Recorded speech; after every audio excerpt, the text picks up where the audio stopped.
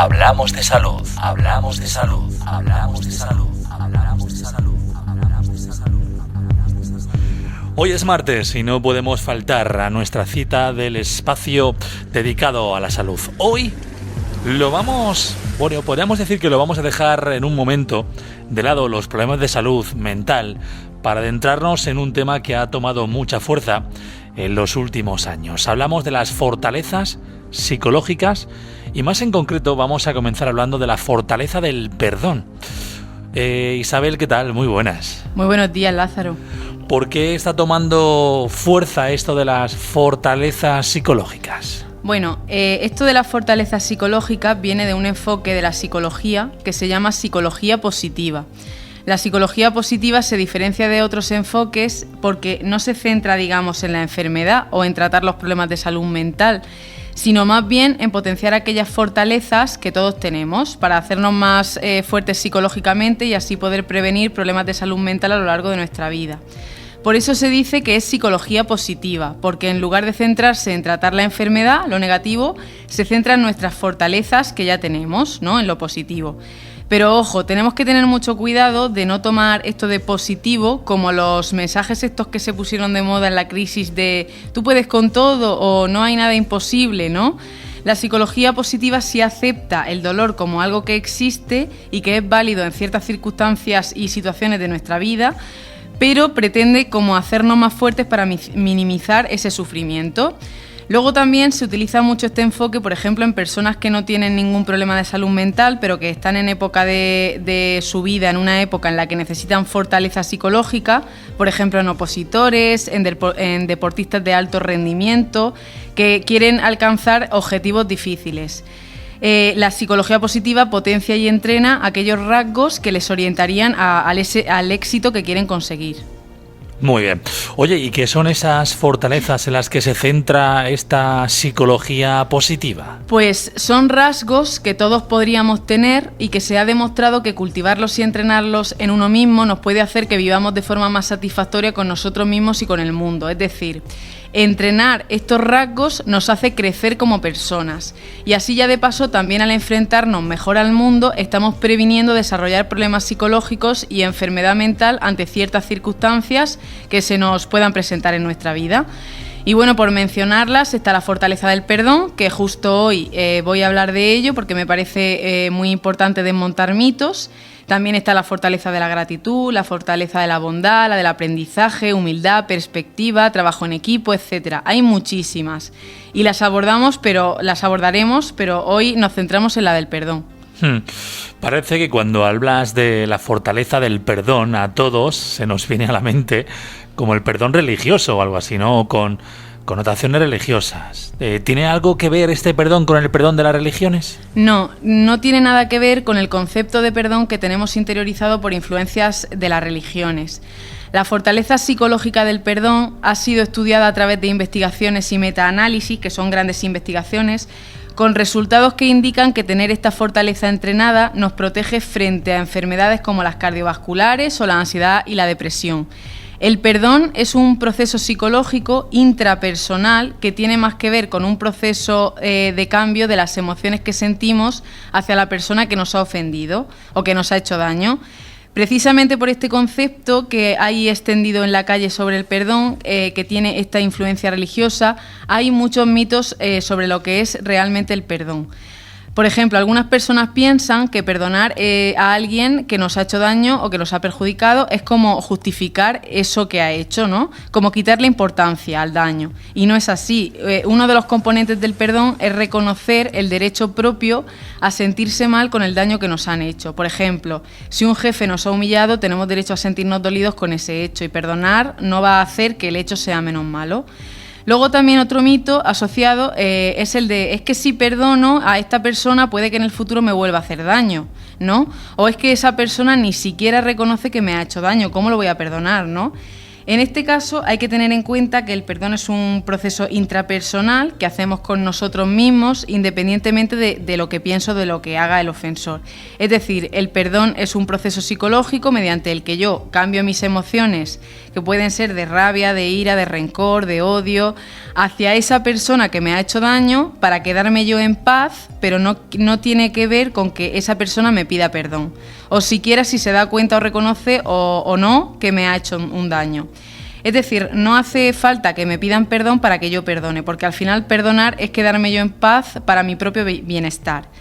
¿De qué me sirve, pensar a la gente, de qué me sirve a mí perdonar si nadie me pide perdón? Pues porque cuando nos hacen daño nos quedamos con unas emociones de rabia, ira, rencor, etcétera, que ya he dicho que nos hacen daño a nosotros mismos, como he dicho, pero que no sirven para nada porque no cambian lo que sucedió. Con lo que cambiar esas emociones es un acto de amor propio inteligente para cambiar nuestro estado negativo a uno de bienestar.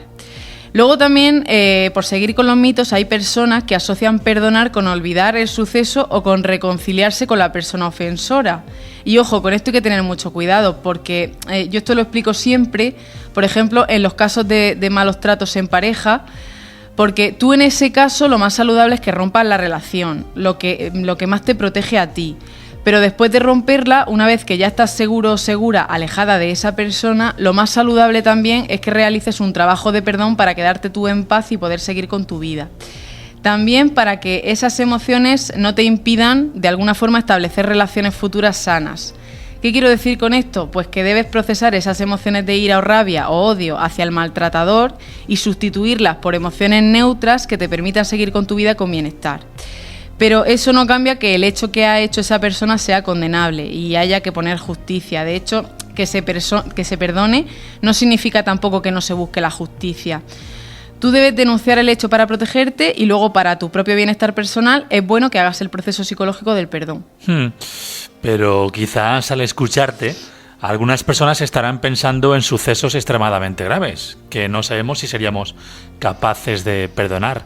¿Se puede perdonar todo? Pues sí, puede que quienes me estén escuchando piensen, pero hay cosas que en la vida que no se pueden perdonar. Y es cierto que hay cosas que son extremadamente graves, como es el caso de un asesinato, las violaciones, ¿no? Pero yo aquí tengo como ejemplo el caso de Irene Villa, que es una víctima del terrorismo del año 90 y pico, que le pusieron una bomba a su madre en el coche y le amputaron las piernas y otras secuelas muy graves que ella tuvo. Y ella dice que, aunque sabe que los terroristas hicieron ese daño de forma intencionada y es algo horrible, ella perdona para sí misma, para su bienestar, para no manchar el resto de su vida con las emociones desagradables de rencor y rabia derivados de lo que le pasó.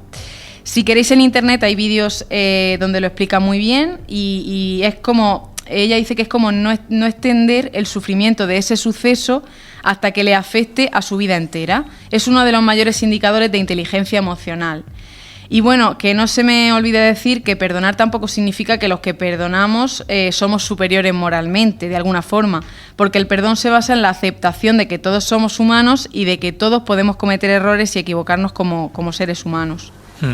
Lo de entrenar me da miedo decir esa palabra, pero bueno, ¿en qué ámbitos de nuestra sociedad es importante entrenar esta fortaleza del perdón? Pues se han hecho estudios del perdón en el ámbito de la pareja, en el ámbito escolar, con los temas del bullying y del acoso escolar y también de mala praxis a lo mejor de profesores o profesionales y también en el ámbito de la psicología clínica y en el ámbito de las empresas y las organizaciones.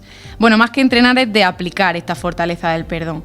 En el ámbito clínico, como he dicho antes, han investigado mucho sobre el perdón porque se ha demostrado que cuando perdonamos y cambiamos esas emociones de odio y rencor que hemos dicho y vivimos más en paz, esto hace que disminuya el riesgo de enfermedades cardiovasculares, trastornos de ansiedad, insomnio, depresión, etc. Es decir, que se ha demostrado que esta fortaleza nos previene de esas enfermedades.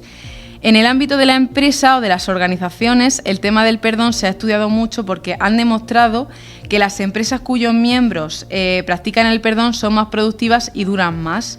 ¿Por qué? Pues voy a explicarlo con un ejemplo. Supongamos que un compañero de trabajo nos ha hecho una jugada y por culpa de esa jugada nuestro jefe nos ha echado una bronca, ¿no? Esto puede ser doloroso y humillante. Si no perdonamos, si nos quedamos con ese rencor y odio hacia ese compañero, el próximo suceso que ocurra en la empresa, pues lo más probable es que lo atribuyamos a la mala idea del compañero y respondamos con comportamientos hirientes. Pero además puede que estos comportamientos hirientes también afecten a otros trabajadores y al final es como que se establece un clima negativo que hace que la gente entre y salga de la empresa con todas las pérdidas que conlleva. ¿Qué sería perdonar aquí? Pues perdonar sería hacer un proceso en el que aceptamos que el compañero ha hecho una mala actuación, quizás se ha equivocado o quizás lo ha hecho movido por sus propios intereses o por 1000 razones. Lo aceptamos porque nuestro compañero comete errores y se comporta mal porque es humano, pero en lugar de desear venganza y guardarle rencor, nos compadecemos de él como que se equivoca. Pero ojo, no significa necesariamente que yo me reconcilie con mi compañero. Puedo elegir distanciar mi relación con él para protegerme y no por ello hacerle daño. Al final se trata de que yo sea capaz de encontrarme con él sin sentir odio o rencor, con emociones neutras. Y esto es para mi propio bienestar. Bueno, decir que esto ha cogido mucha importancia, sobre todo en el ámbito de la empresa familiar, desde donde la cosa se complica mucho más por el tema de las relaciones de afecto, porque no termina la relación en el momento que termina la jornada laboral. Y bueno, ya en el ámbito educativo se ha estudiado mucho en el tema del acoso escolar, porque el alumno que sufre bullying y que no perdona se queda con las emociones desagradables hacia los agresores. Se puede aislar, puede tener dificultades de relación con otros compañeros y puede incluso volver a ser víctima de bullying en el futuro o también meterse en conflictos en los que sea acosador. También es importante porque, esto se sabe que muchos agresores de bullying han sido primero víctimas, o bien de otros compañeros, de otros agresores, o bien porque son maltratados psicológicamente por familiares o por adultos. Al final, el perdón también sirve para no ir por ahí como contagiando el dolor. Yo aquí también recomiendo un vídeo que lo explica muy bien y que está en YouTube, que se llama El sándwich de Mariana, ¿vale? Por si lo queréis ver. Pero ojo, con los adolescentes hay que trabajar mucho el concepto de perdón para que no piensen que perdonar implica que tengan que juntarse otra vez con los que se han portado mal con ellos, con los que les han hecho daño, o quitarle importancia a los hechos, o olvidarlos, o no poner justicia denunciando o avisando a los profesores. De hecho, ya hay programas de perdón para aplicarlas en las aulas y en el ámbito educativo.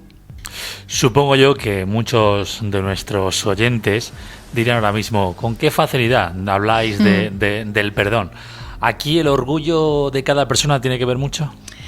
El orgullo yo no lo definiría como una cualidad que tenemos o no tenemos. El orgullo también es un rasgo que se puede trabajar. Y al final el perdón es como un trabajo psicológico que lo que trata de vencer es ese orgullo para que precisamente de un modo inteligente pues protegerse a uno mismo. Porque si lo pensamos, el orgullo no nos lleva a ningún sitio. Entonces, al final, para tu propio bienestar, el orgullo es importante trabajárselo. Oye, yo lo he oído mucho, ¿no? Eso de decir, yo perdono pero no olvido. ¿Tiene mala seña eso? Sí puede tener mala seña porque puede tener una connotación de que detrás de ahí hay una emoción de cierto rencor y resentimiento hacia la persona que nos ha hecho daño. Evidentemente, no olvidar también nos puede servir de protección. Como he dicho, por ejemplo, en los casos de malos tratos. Evidentemente ahí no puedes volver con el agresor. Pero de ahí es distinto a no perdonar, porque perdonar, como he dicho, es un proceso intrapersonal que se hace con uno mismo para que uno mismo pueda seguir hacia adelante con bienestar y con salud mental. Bueno, a nivel personal, voy a aprovecharme, Isabel, ya que estás aquí. Yo tengo una facilidad tremenda del perdón, además que es que creo que es obligatorio, incluso por mucho que me puedan pisar, creo que lo veo así, que hay que perdonar lo antes posible. ¿Es bueno o es malo? Porque hay gente que me dice, eres demasiado tonto. Así de claro me lo dicen. Pues perdonar si lo haces para ti es bueno, siempre es recomendable, porque te deja la conciencia tranquila. Duermes bien por la noche, hablando coloquialmente, porque cuando te hacen un daño no tiene ningún sentido estar con el rencor. Pero ojo, como he dicho, eso no quita que aprendas a que en ciertas ocasiones y con ciertas personas tienes que protegerte del verdugo, como aquel que dice. Entonces, pues si perdonas y luego te la vuelven a hacer, quizás tienes que hacer un aprendizaje, pero quedándote tú con la conciencia tranquila. No me imagino, bueno, me lo imagino porque lo estamos viendo, pero es que estar toda la vida con ese orgullo dentro, con esa intención buscando siempre el no querer perdonar por lo que te han hecho, creo que tampoco tiene que ser bueno para la persona. Al final te pierdes tu vida, te estás perdiendo tu vida y los buenos momentos por las emociones de rencor contra las personas que te hicieron daño. Y muchas veces te das cuenta de que las personas que te hicieron daño muchas veces ni van a llegar a ser conscientes, ni se van a llegar a sentir culpables. Entonces al final es un proceso que tienes que hacer para ti mismo, que no tiene sentido el no perdonar. Sí, bueno, supongo yo que es tan sencillo, los que lo pensamos así, no sé, por ejemplo, si no coincidimos tú y yo, ¿para qué darle más vueltas o cabezonerías? Tú por tu lado, yo por el mío, y no pasa nada, sin tener que buscar... Hay gente que siempre está buscando el querer decir que ellos llevan la razón de esa manera y no dárselo a los demás, pero si una cosa no funciona no hay que darle tantas vueltas. Claro, al final lo más inteligente es resolver los problemas y los conflictos en las relaciones interpersonales de tal forma en que tú te quedes con la conciencia tranquila de lo que has hecho y de que tampoco has dañado a nadie. Porque, como he dicho, al final no tiene ningún sentido vivir con estas emociones de rencor. Bueno, pues un tema muy interesante hoy, fortaleza psicológica del perdón, hoy que dejando un poquito, ¿no?, los problemas de salud mental, pero también muy, muy interesante. Isabel Fernández, muchas gracias como siempre por acompañarnos un martes más. ¿Dónde podemos localizarte para hablar de este tema o de otras cosas? Pues como siempre podéis localizarme en la consulta de psicología de Policlínica CEGIN frente a la Plaza del Alpargatero, y también tenemos a disposición la página de Facebook y de Instagram de Isabel Psicología para que propongáis los temas que necesitéis y pidáis la información necesaria. Isabel, hasta la próxima semana. Hasta la semana que viene.